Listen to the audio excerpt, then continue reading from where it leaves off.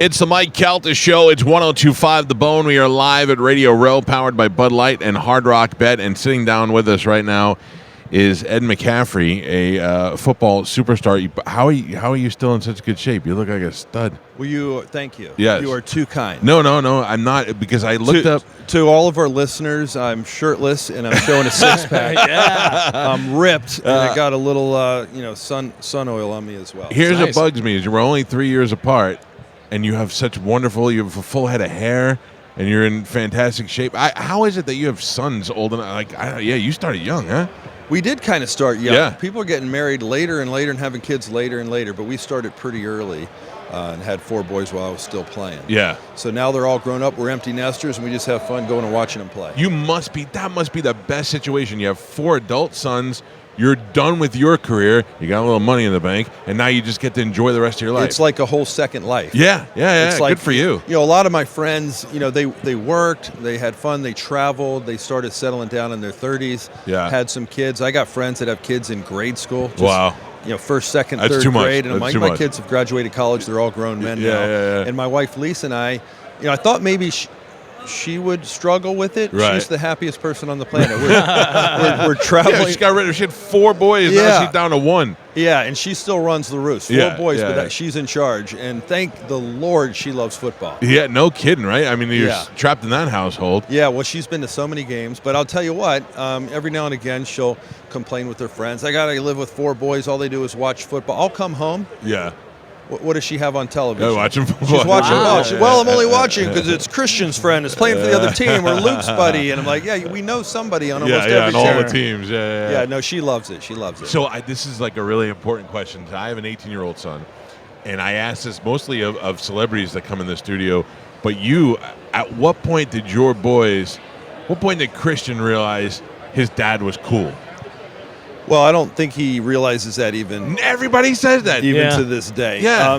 I think I was cool for a while. I'm not cool anymore, though. I'm out of favor. Now I'm the dad that they make fun of. They're like, remember when you made us do this? Remember when you said that? Did you ever go to school for bring your dad to school day or what? Hey, let's teach a career day or something. You go in there and the father's a postman, the other one's an accountant. My dad plays for the Broncos or wherever you were. No, we actually downplayed that a little bit. I mean, but Smart. our oldest 2 boys, Max, who's coaching with the Dolphins now, and Christian, they were old enough to barely remember. We're talking 4 and 6. They were pretty young when we were winning Super Bowl 32 and 33. So they were in the locker room playing Power Rangers with Shannon Sharp and Rod Smith and new John Elway. And they remember it, but they were so young. Yeah. And so then once they decided they wanted to play football, I don't have Lombardi trophies. I'm wearing the ring now because they're grown men, but I've never worn this around them ever.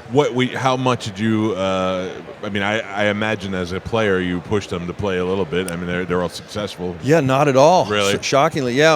Lisa and I, Lisa's the wife of an NFL football player, so she understands what you put your body through and the sacrifices that you make. And she's like, look, it's a physical sport. It's a collision sport. If they want to play, I'm not going to stand in the way. Right. But we're not going to force them to play football. And I was on board with it. I'm like, it's fine with me. I want them to do whatever they want to do. When they were younger, one of our rules was that they have to stay active. You're not going to sit around the house and play video games all day. I have nothing against video games. No, but you got to do something. You're either going to join the chess team or join the STEM club, or get a job, whatever you want to do, but do something. Find your passion and follow it. And as fate would have it, they all ended up falling in love with football. Yeah, well, I would imagine it's hard not to. They're a great role model right in their household. Now, it's one thing, we were just talking, unfortunate situation about Michael Jordan's son who got arrested the other night. How hard that must be to be the son of an athlete and then to pursue a career. I mean, your kid's going into it. I mean, Christian, who would have thought? I mean, I'm sure at some point you saw the talent in him, but who would have thought? I would have to fill your dad's shoes. Is such a hard thing to do. Yeah, and I never wanted them to ever feel that pressure. And there were no pro athletes in my family when I was growing up, so I had 0 expectations. I was the only football player, really. I mean, all my brothers and sisters played basketball, and that was our family sport.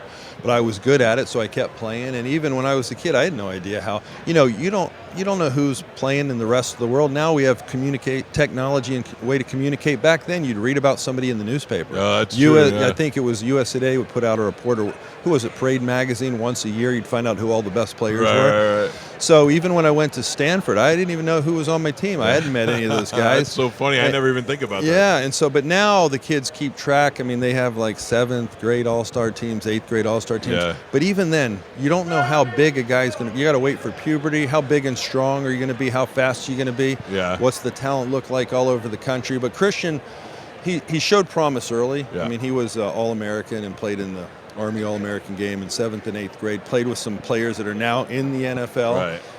There was a lot of talent there, but, you know, some of them are fully mature in 8th grade. Yeah. And they're dominant then. Or maybe some kids are a year or two older in 8th grade, right? But luckily, he continued to grow and develop. He worked really hard at his game. He was physically gifted and was able to have the type of career he's had so far. Yeah, well, that's got to be something to be super proud of as Yeah. a dad, and certainly having your son following your footsteps on top of that. Yeah, and again, like, I just want him to be happy. The reason I'm so proud of all my boys is that they're doing what they love to do. Yeah. My oldest son, you know, played as long as he could. He wasn't a first-round draft pick. He took the road less traveled, you know, living out of your Jeep in a hotel room and trying to make teams and bouncing up and down off the practice squad. But he loves football so much that he fell in love with coaching after his career, and he's still coaching. Yeah. And I think that's the key. You want to have hope in your life that you're moving towards something and that you're doing what you love to do so it doesn't turn into work. That's the absolute truth. And, you know, we talk about how lucky we are all the time, and we can't believe we get paid to do this job, let alone get to be sent here. How fun is this? This is the best right? job ever. Yeah. I mean, I nobody had to hit us today either. I do a radio show once a week, and it gives me an excuse to watch every NFL football game on the weekend. Yeah, research. Now, you're here to promote something else I love. Well, you're promoting gun safety, but what do you do with Colt? Are you a big shooter? Are you a hunter?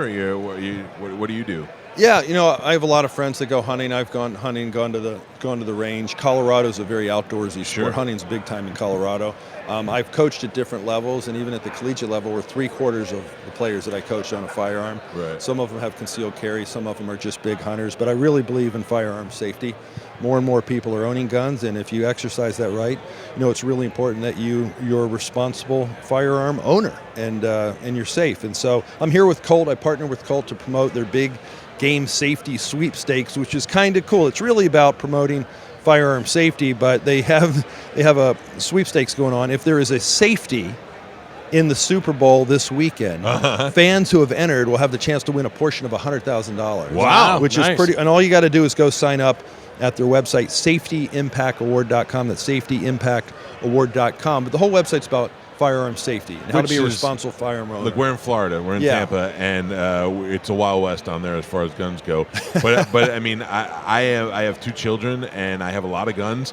I have a room that has a lock on the thing, and then the safe's inside the room. So it's the only way to be, especially when you have kids and you have kids' friends and people coming and going in your house. If you're going to be a gun owner, the safety has to be the utmost importance. Priority number one. Yeah. Priority number one. So you know, get your license, take a course. Just like anything in football, you want to be a good wide receiver. You get a wide receiver instructor or coach to work with you, work on your route running, work on your start, work on catching the football. Rep. Same with firearm safety. Get a lesson, have an instructor show you how to do it. Practice, you know, and be responsible with your firearm to the point where you're very confident. Sure. You don't make a mistake. Right, exactly. Right? You can't afford to make when you make a mistake. mistake with a firearm, that's nothing good's going to happen. I want a piece of the $100,000. What do you have to do again? Where do you have to go? Well, if there's enter, go to the website safetyimpactaward.com. Enter. Hopefully, you know, you'll read a lot about responsible firearm ownership, and then you will immediately be eligible to potentially win. I'm not guaranteeing you're going to win here, but you could win. You could win a portion of $100,000. $100,000. You know. Listen, I'll buy you a pizza if I want. Thank you. Unlimited toppings. Yeah, whatever you want. Put anchovies on it, the whole deal. Hey, thank you very much for stopping by, Ed McCaffrey. It's great to see you, and continued success to your family and the boys, and making you a proud dad. Right back at you. I appreciate it. Have a great day. You. We'll take a quick break. It's the Mike Calta Show. It's 102.5 The Bone.